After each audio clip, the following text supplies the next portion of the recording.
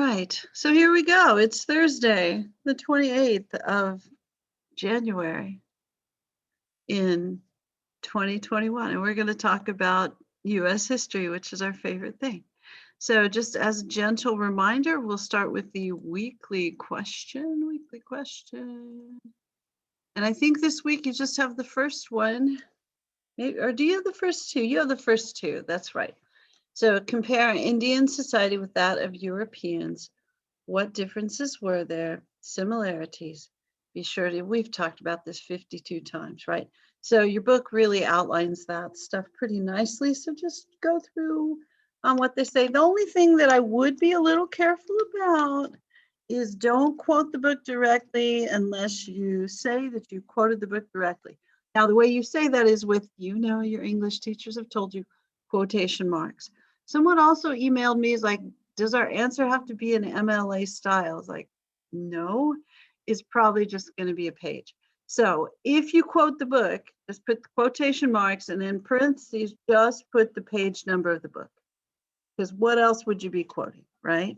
Okay, so if you quote the textbook, this quotation marks and page number in parentheses, because I know that, your main source is the book. Should not be Google or anything like that.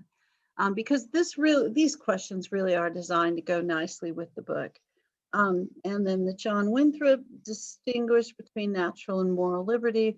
What was the difference? How did moral liberty work? How Puritans define liberty and freedom. I assume you've looked in your book. Yeah, let me book. There it is, the blue book.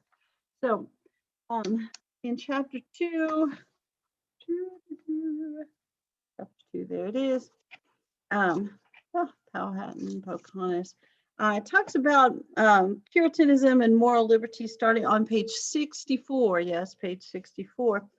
And it says rise of Puritanism, and then it defines moral liberty. And then it talks a little bit about John Winthrop. The book that I read about him, I couldn't remember that the other day. It's called The Puritan Dilemma. And then it probably tells you more than you really want to know about the Puritans, where they went to first, then they come to the Americas, how they viewed the family. And then it talks a little bit about government. But there's still, the headlines, I keep doing that. The chapter headings are really helpful in this textbook and will lead you right to what you need to. So around page 64 or so is where the Puritan stuff starts. And if you, letting people in. If you just look at that stuff, it'll help you out. It's got a little section about Roger Williams, a little section about Anne Hutchinson, and a little section about how they viewed natives.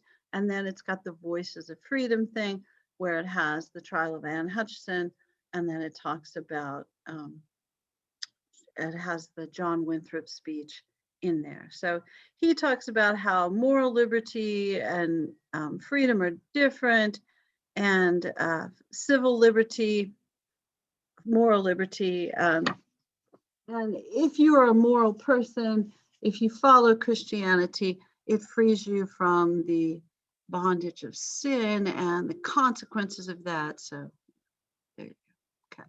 But start on page 64, look at the chapter headings, and you're good. Oh yeah, that book, Puritan Dilemma. I don't even know if that's in print anymore. I read that so long ago. And I used to make my students read it when I taught high school, which is part of the reason I had to stop teaching. No, it isn't really. But I think it was when I taught at Leander High School. I made those kids read it, and it was terrible for them. And it was one of the 5 mistakes I can think of that I truly regret as a high school teacher.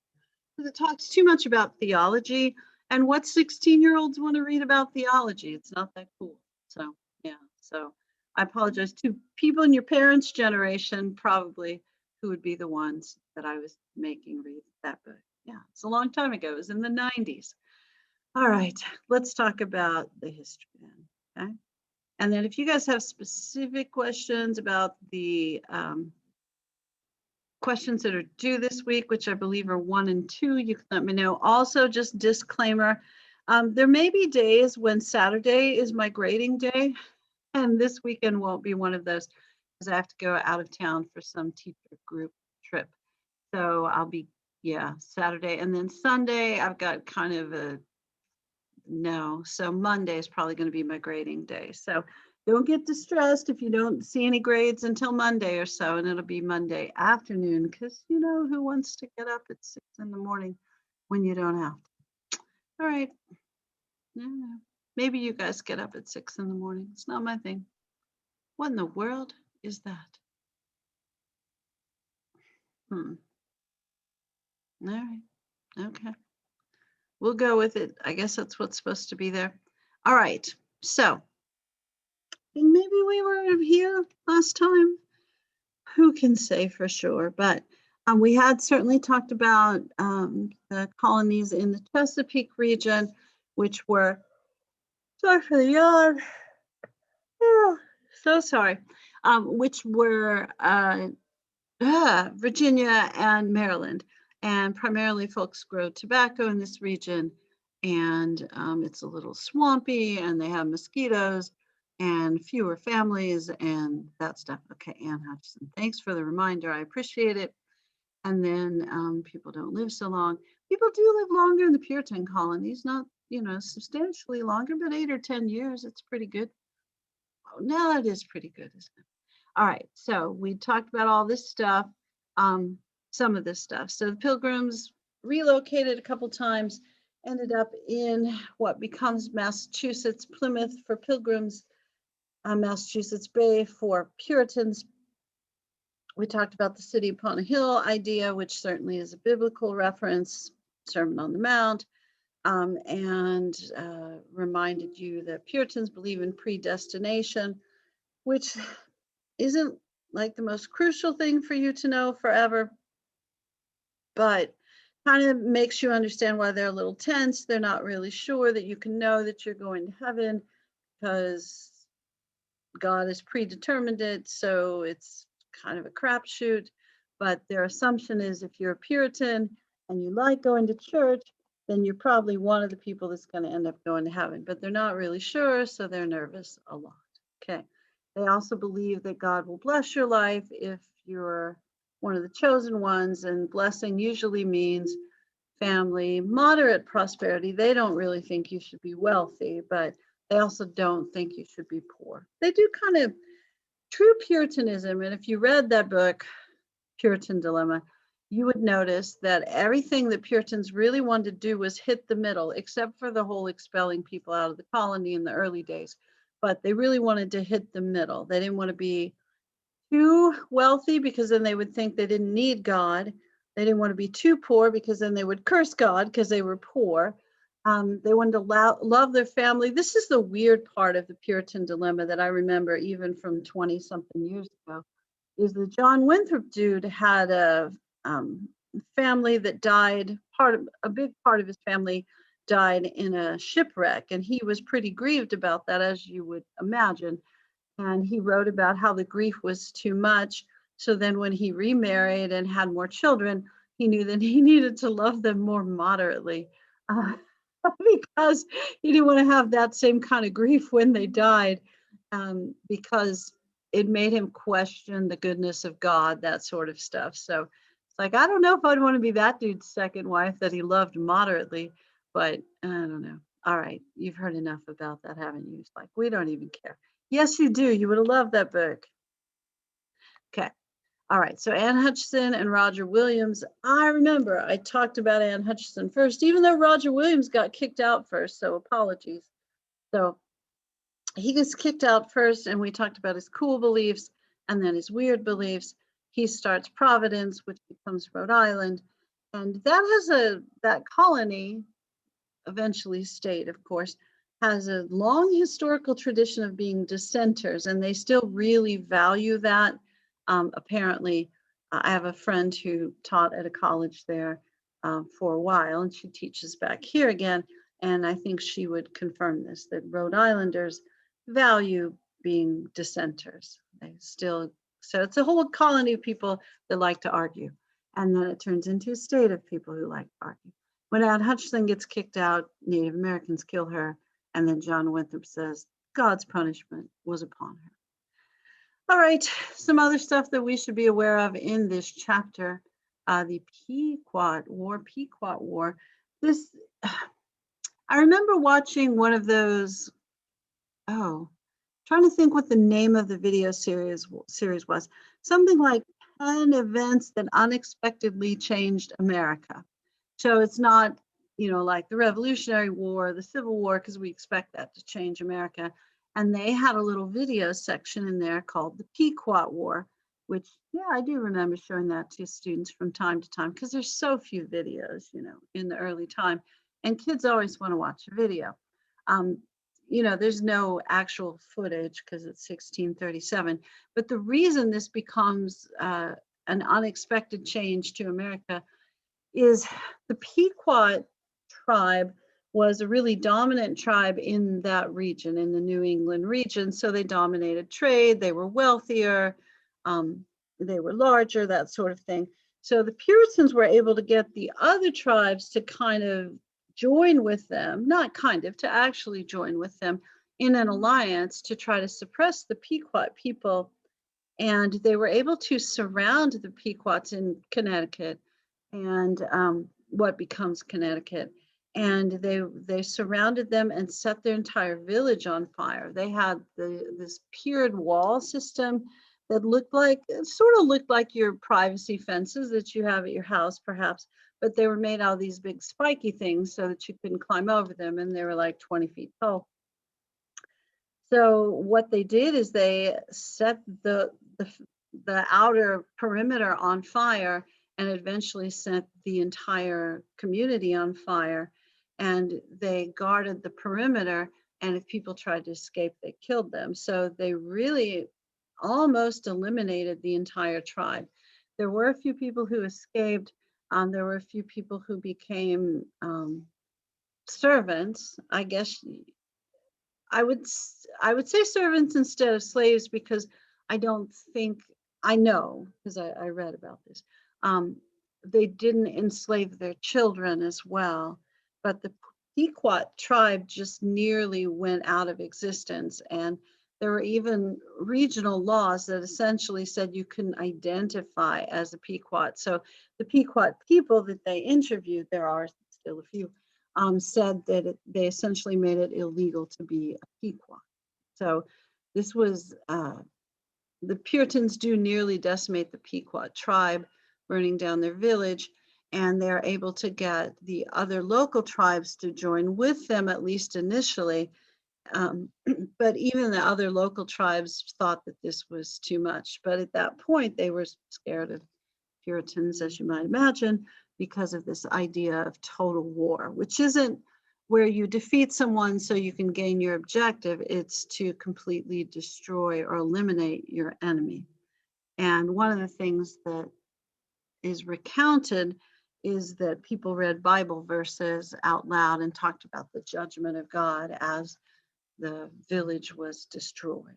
So it's pretty harsh.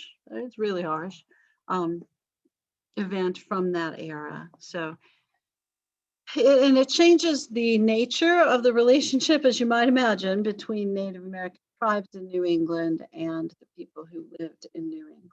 And even though many of the people who will come in later, and certainly the people in Rhode Island, aren't going to have as adversarial a relationship with Native Americans, this does kind of set a tone that's hard to overlook. So the other things that we want to point out from this chapter, as time goes along, the Puritan colonies become much larger and much more connected to different settlements. So the idea that you could kick out people who disagreed with you really goes away, because they'll have places to go. The threat of kicking somebody out only matters if it's a true punishment. If it just means you got to move and there's a safe place for you to go, it's like not that big a deal. So as time goes along and the colonies become more prosperous and larger, and the different settlements actually, begin to be adjacent to each other, kicking somebody out because they dissent just doesn't really happen anymore in a large way. And as the colonies become more prosperous, they also become more secular. Now, if hopefully that has some meaning to you, but secular is less religious or less focused on church. So they're less focused on their Puritan beliefs, and they feel like they've already achieved this city upon a hill status in some ways, except they're not as focused on purifying the church. They do know they have achieved a great amount of economic success in their colony. And one of the things that's very different, I know I haven't explained the halfway covenant yet, by the way. I'm getting there, just trust me. One of the things that's really different about the Puritan colonies is how even the economic development is. There's not going to be any other region where you will see very little difference between rich and poor. This is really kind of a middle class colony in that era. So almost everybody has a little bit of farmland, or they have a business that serves the people that have farmland. They live in communities, they have schools, they have churches, they have elected government. So it's like, I don't know, I want to say it's like suburbs, but it's not really, because we don't all have little farms and businesses, but it's a place where pretty much everybody is doing well. There's just not a lot of poverty in these regions because everybody has resources, and you aren't a part of this community unless you're able to have resources. They also completely distrust outsiders. So if you were to move from a non-Puritan settlement to a Puritan colony, they would look at you like, what are you doing here? What's wrong with you? Were you sent by the devil? Maybe not directly by the devil, but they would be concerned about you. And if you didn't have family ties, if you weren't married, you didn't get married pretty quickly, they were going to think something was up with you. So the family unit, and the book talks a lot about this, family unit is crucial to them. And that's really the most important social organization. And of course, the church and the school and things are important like that. But the building block of everything in the Puritan communities is the family. Okay, halfway covenant. Okay, I'm really going to talk about it this time. All right, I was leading up to it. So the halfway covenant, here's the deal. And you guys may have experienced something like this in your own personal lives. And I'm just thinking that I'm sort of going through something like this in my own personal life as well. All right, so sometimes older people in your family value church and tradition more than younger people in your family. You know what I'm saying? Okay. So even though Puritan church had some beef, if we will, some concerns with the Church of England, they still thought that everybody needed to receive what they would refer to as sacraments. And liturgical churches, you go like, shut up, we didn't come here for religion class. But liturgical churches are the ones who follow a weekly format of service, and they might have, in the Catholic Church, they have a missalette, but they have a little book that tells you what, like you already know ahead of time, what the scripture readings are going to be, what the gospel reading, you've got a pre-described or a pre-written prayer, that sort of thing. So liturgical churches are very ordered, very systematic, very traditional. So they've got a formula sort of thing that they follow every week. Also, the sermon or the homily is the same amount of time each week, which is like 15 minutes. And all these Baptist folks are going like, 15 minutes? We can't even have a 15-minute prayer. That is true. That is true, by the way.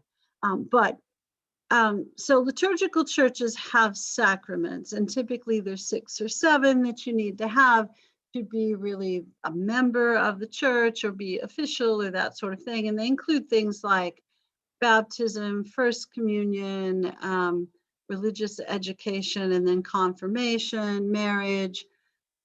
There's those things, okay? So if you come from a tradition like that, even if your parents don't go to church, there are probably older people in your family that think that every once in a while you need to go to church to get one of these sacraments. So The first one's going to be your baptism. Now, here's my story, and you can just turn the volume down now if you don't want to hear my story. But I have a friend who's going to have a baby with his girlfriend, and they asked me to be the godmother of the child. And I thought, well, this is interesting because they told me, because they're Catholic, sort of Catholic. I did not known either of them to ever go to church, but they're Catholic. Okay. So they're Catholic and they want me to be the godmother of the child. Full disclosure, I'm not Catholic. Okay.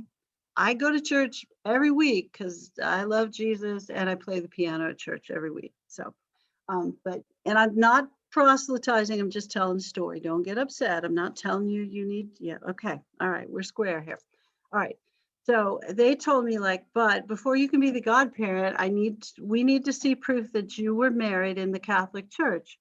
And it's like, wait a second, you guys have never even been to the Catholic Church in the time I've known you, and you're not married, but I have to be, okay. So they want a sacrament for their child, even though they really have nothing to do with the church.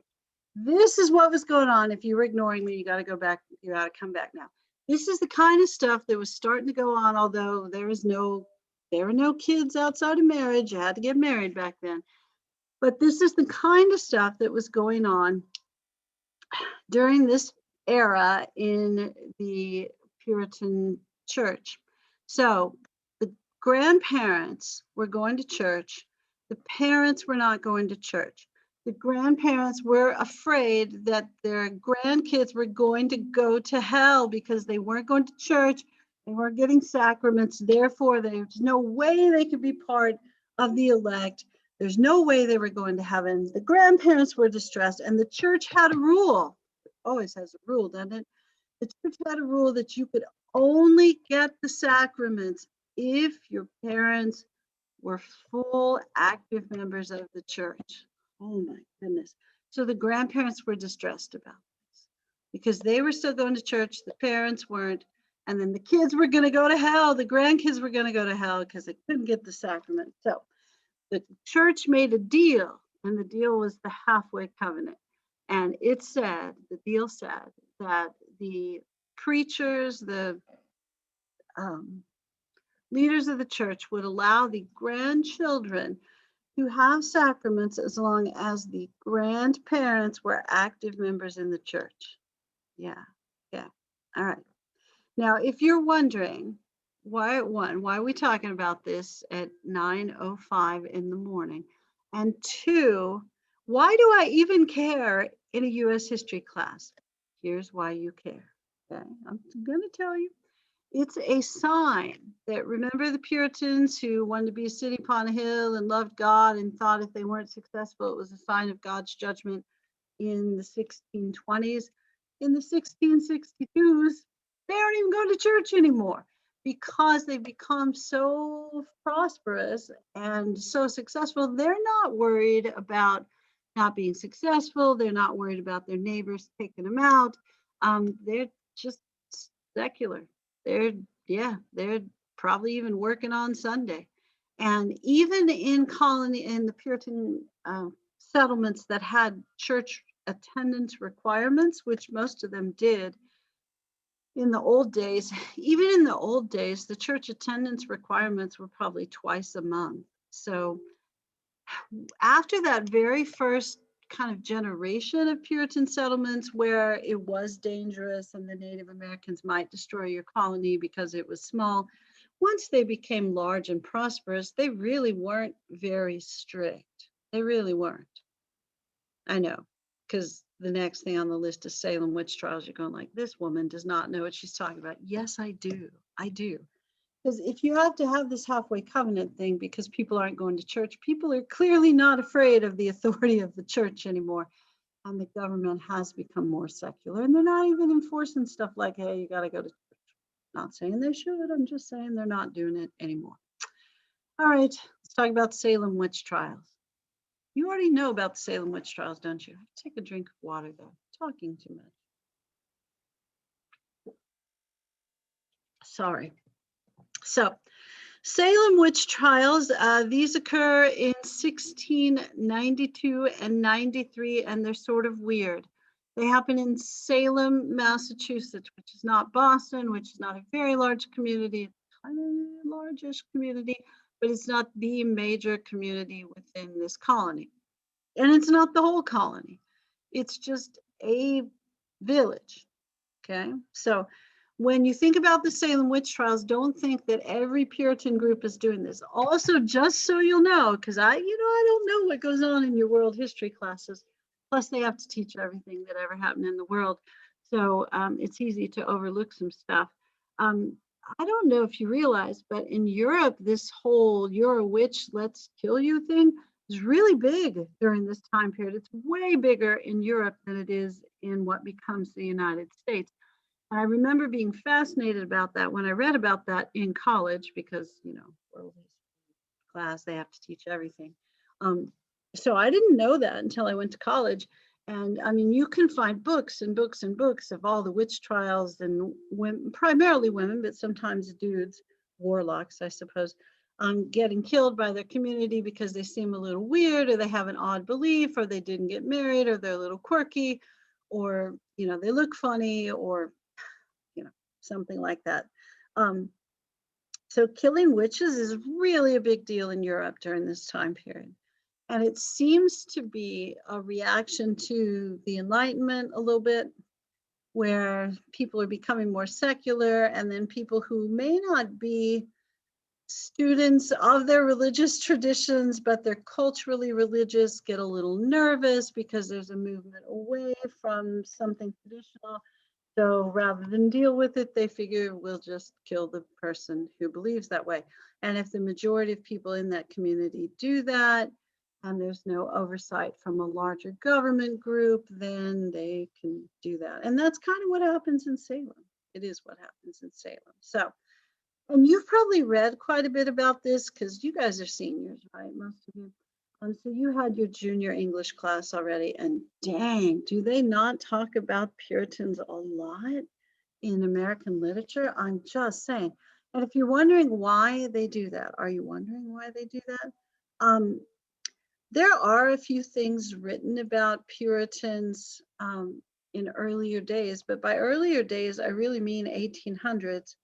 And it's really during, when do you see that? You see it during the transcendental phase, where most people are talking about, how we should become one with nature and, rise above our earthly existence, transcend the physical and become more spiritual, that sort of thing. And then there's this like cranky dude, Nathaniel Hawthorne, who goes like, yeah, you guys are all a bunch of hypocrites. So he writes about Puritans. But then when you see the big let's write a whole lot about Puritan surge is the 1950s, and we'll talk about that. No, we won't, wrong class. You talked about that already in your 1302 class, the McCarthy era. So in the McCarthy era, people were, they could lose their jobs, they could go to jail for having political beliefs that leaned away from capitalism and leaned toward communism, or if they were suspected of being a communist, or if people thought they were communists because they were a little different.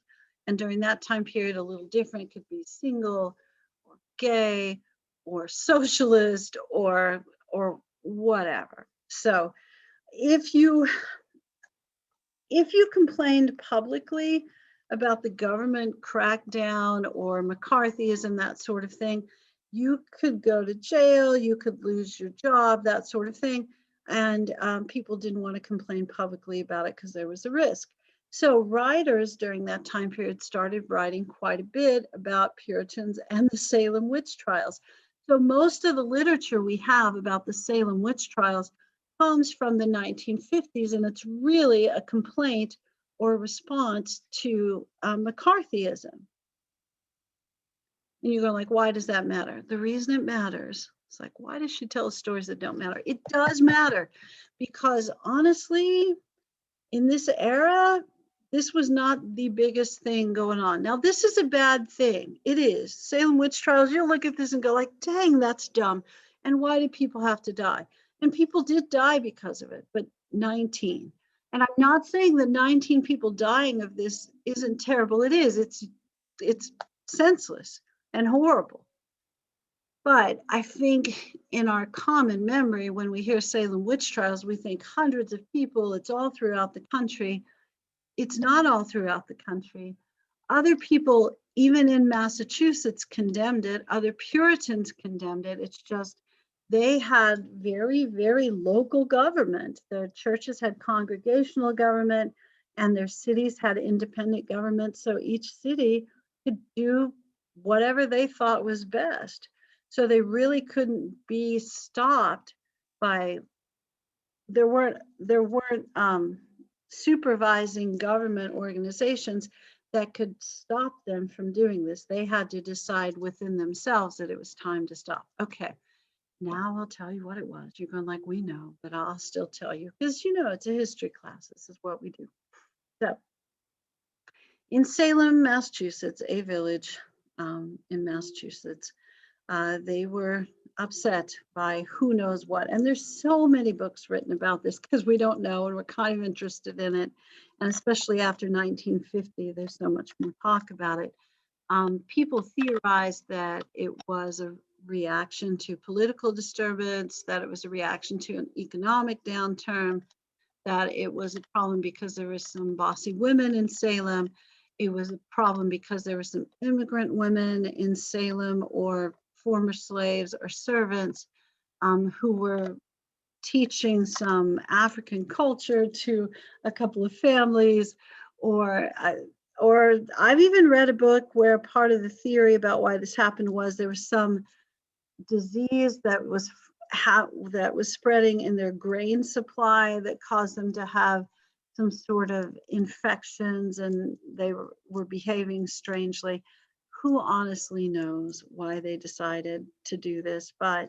And I think the most common thing that you read about it is the servant Tituba gets accused of teaching a couple of kids that she takes care of some stories about spirits, and that those kids have been possessed by those spirits, and that maybe this started because some kids were getting in trouble and they didn't want to, so they blamed Tituba for whatever they were doing wrong. Who knows for sure? But 19 people end up getting accused and condemned for being witches, and probably because they had unusual political beliefs. What your book is going to tell you, accurately so, is if you look at who gets accused of being witches, it's usually people who have different political views, or it's women. Different political views, cultural views, or independent women, usually older women who are probably widowed, but they have enough money to exist on their own, so they don't have to be dependent on their extended family or men. So they have a little more economic power, and people are a little concerned or disturbed about how to deal with them. So their local magistrates, judges, start to put women, primarily women, there are some dudes as well, on trial for being witches. And of course, some of the ways they test them to see if they're witches are they throw them in the water, and if they sink, then they're not witches, but if they float, they are, and then they kill them, or they tie them to a millstone and throw them into the water. I think that everybody that got killed, the 19 people who were killed, I believe all of that was intentional, if I remember correctly. But they also started to have people accuse people of being witches because they saw in a dream, something came to them in a dream that this person was a witch. And they called that spectral evidence. So you got a specter or a vision during a dream. So you went to court and said, I had a dream about this person and I can tell that they're a witch. And they would accept that as evidence, which is, yeah, not cool. So other communities, the most educated Puritan leaders in the community, in the outlying communities, especially in Boston, condemned this. They told them they needed to stop this, but of course they had the choices of whether they did this or not. So they kept going. It's like, you don't tell us what to do until One of the community members had a dream that the mayor's wife was a witch and went to court to testify, and they stopped accepting the spectral evidence. So probably all the other people are going, why couldn't we thought of this sooner? But once they start accusing some of the more prominent political people of being witches or their wives of being witches, that's really when you start to see the end of this phenomenon. And, there's so much written about this, and nobody really knows for sure why it happened. But certainly people have interesting speculation. And you can probably deduce a few things by seeing who it happened to, who it happened. All right, so Salem witch trials probably a reaction to some unrest, economic, social, political within the community, perhaps a reaction to the community becoming more secular, a pushback to being more religious, but this is some weird kind of religion, isn't it? And if I remember correctly, and I think I do, it's 19 people who were killed in this episode, which really is distinct to Salem, but really is going to change a lot of things in Massachusetts about how people can be accused of crimes. Of course, nobody's going to accept things like spectral evidence anymore, but it's also going to lead to eventual discussions, not necessarily during this time period, because we've got an American Revolution, all kinds of stuff coming up that's going to change how government works, of course, in this region. But it is going to lead to some reflection then and then again in the 1950s about how we decide who's guilty of what and what they're actually guilty of and what a fair punishment is and that sort of thing. And I know that I was listening to some people talk about this yesterday. There are people who are worried that with the political division we have now, that we may kind of devolve into a situation like this, not where we go around executing witches, but where whatever the ideology in power is can really punish the ideology that's not in power. And I don't know. I don't know. Hopefully it's not as bad as that. I assume it won't be, but we got to pay attention, make sure it isn't. All right, let me stop sharing this for a sec. All right, at this point, we still have some time. So, we still have quite a bit of time. So don't run off just yet. But do you guys have any questions at this moment? This moment, right now, this second? So we have two questions we have to answer. You do. You do have Okay. two questions. Is it Yeah. from the same page or is it from a different one? I was looking for that, but I didn't know Okay. if I was. Yeah, if you go to the course documents page, I think it has your weekly questions. And I think your weekly questions, let me see. Am I sharing them? There's the notes. Not yet. Okay, hang on one sec. All right, so sharing, yeah, weekly questions. I think I posted your weekly questions in units, but you need to do weekly question 1 and 2. And if you look in the assignments section, which is where you turn it in, you'll notice that they're listed with their due dates. So 1 and 2. So the Indian question and the Winthrop question. Okay. And you'll turn them in separately. You definitely want to save your answer. There's some instructions at the top of the weekly question thing that you definitely want to pay attention to. So make sure your answer is thorough and detailed, that it's original. So it means you guys can't all write one answer together. Make sure it's in your own words. If you quote the textbook, use some quotation marks, put the page number in parentheses. You don't need to go full MLA or Chicago Manual of Style because I know the textbook is probably your main source. The designated section of the assignments page it'll say like question 1 due this day, and it'll have a due date. So that's where you turn it in. Your submission area should be available at least 5 days before the due date. I think they're all up there right now. So if I did it properly, I'll double check, but I think they are. And you always want to save your answer. So before you submit it, if you type it directly into the form, which I would not advise, I would type it and save it as a Google Doc or Word doc or a PDF, whatever you save it as, and then copy and paste it in there. But you definitely want to save a copy of your answer, because if something weird happens in the submission, like your internet times out or something strange happens, you definitely want a copy of this so you don't have to redo it. Okay, so make sure you save it before you submit it. And I don't mean like save it in the assignments page. You've got to save it as a document of some sort. Okay. And so this week, the first, normally it's one question a week, but in case you're in trouble getting the book the first week, I didn't want to make them something due the first week. So two due this week, sorry, the Indian question and the Winthrop question. And if you're a little late on one of them, the world isn't going to end, because I know you don't normally have two of these due, but try to get them done. And the grading will probably start on Monday for me. Okay. So the first two questions. And have you guys all logged into Blackboard? You know where the assignments page is, you know where the course doc. Have you looked at all the stuff yet? Yep, I got some thumbs up there. Yeah, if not, you really got to do that. Okay. Anna, are you trying to ask a question? Or are you just waving?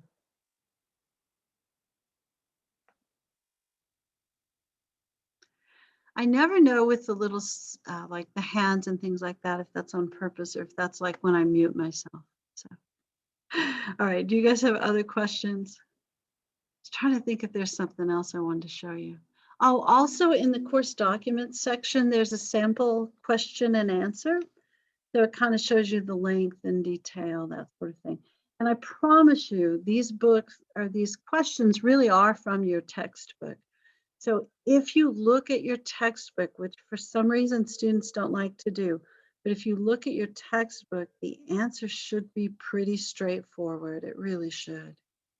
I'm not trying to trick you at all. This should be, I'm not saying the class will be easy, but it's not going to be a mystery. You know what I mean? Oh, the other thing I posted was the review list. Let me see if I can find that in my notes.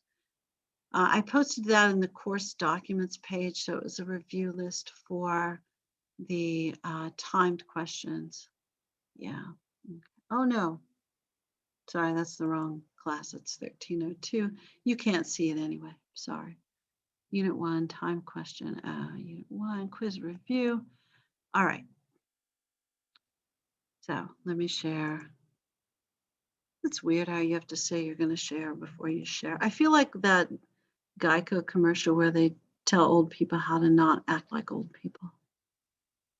1301. Here we go. So the quiz review, super kind of generic stuff here, maybe. General characteristics of tribes found in different regions, material, social, and spiritual stuff. Be sure to be able to explain and discuss the Columbian exchange. Note how differences, note the differences in how English and Spanish versus French and Dutch treated natives, and these guys are more likely to colonize, these guys are more likely to trade. They're also going to express their religion a little differently. So for chapter 2, general differences between Pilgrims, Puritans, Quakers, and Catholics. And we didn't talk so much about Quakers, but I promise they're coming up in chapter 3 as well. So we'll hit them again. Not literally hit them because they're pacifists and that would be rude. Know the basic differences between the Chesapeake and New England region and be able to explain indentured servitude and slavery. And we'll talk more about that in the next section as well. I think a lot of this stuff really blends together. And then for chapter 3, you've got these things. In chapter 4, you've got these things. So that's to help you for that quiz that happens in 2 weeks. So that way you'll know along the way when you're reading through chapter 1, it's like, oh, I should pay a little more attention to that, maybe make some notes or highlight things. Same for 2, 3, and 4. Okay. And I didn't know if you noticed that yet. Hopefully it's in a logical place in the course document section. But my goal really for you is to make sure that you know what the questions are, for the weekly questions way ahead of time. You've got the list for the whole course, but you know when stuff is due, which hopefully I've taken care of on the syllabus, and that you have a decent idea of what to study for the quizzes. The quizzes are about half the grade, and the weekly questions are about half the grade. One thing that I noticed some last semester is I think the people who probably were less than honest on the quizzes usually did very, very poorly on the weekly questions. And sometimes people did really well on the weekly questions, but not so well on the quizzes. And I sort of thought, well, they're probably really reading the section for the weekly question and not paying quite as much attention to the book on the other part. But I don't know. I don't know. And sometimes history just doesn't stick in your head. I get that. All right. You guys have any questions or comments at this point? We still have a few minutes. I'm not trying to run you off. You're going like, no, run us off. It's okay. All right. Let me pause the recording.